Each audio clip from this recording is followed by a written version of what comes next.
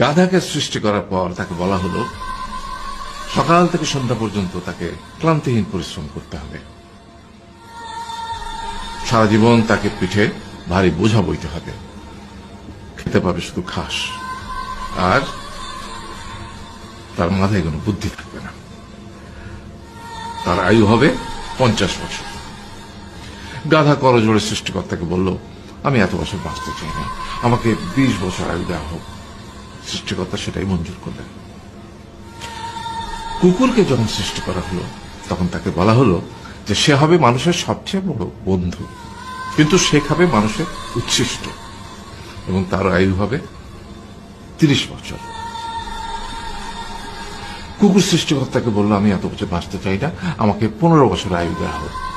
সেটাই মঞ্জুর করা হলো। এরপর বানরকে বলা হলো, তুমি শুধু গাছের এ ডাল থেকে ও ডালে ঝুল খাবে এবং নানান রকম ফন্দি ফিকির করে মানুষকে আনন্দ দিবে, তোমার আয়ু হবে 20 বছর।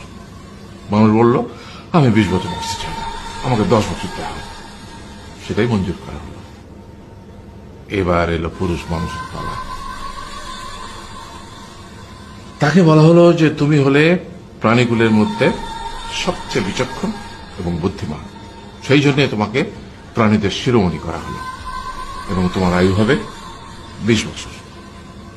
তখন পুরুষ মানুষ বলল, করজোড়ে বলল সৃষ্টিকর্তাকে যে 20 বছর আয়ু অত্যন্ত কম, হে প্রভু, আমাকে ওই গাধার সে যে 30 বছর আয়ু চায়নি সেটা আমাকে দেয়া হোক, ওই যে কুকুর 15 বছর ফিরিয়ে দিয়েছিল সেটাও আমাকে দেয়া হোক, আর যে বানর 10 বছর নেয়নি সেটাও আমাকে দেয়া হোক।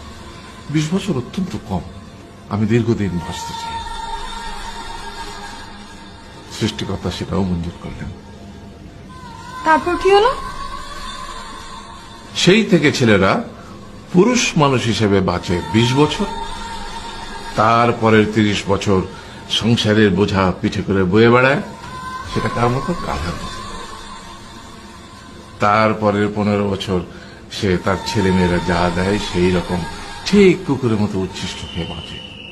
আর তারপরে বৃদ্ধ বয়সে ঠিক বানরের মতো, যেমন গাছের এডাল থেকে ওডাল ঝুল খায় বানর, তেমনি এই ছেলের বাড়ি থেকে ওই ছেলের বাড়ি, আর নানান রকম ফন্দি ফিকির করে তার নাতি নাতনিদের আনন্দ দেওয়ার চেষ্টা করে।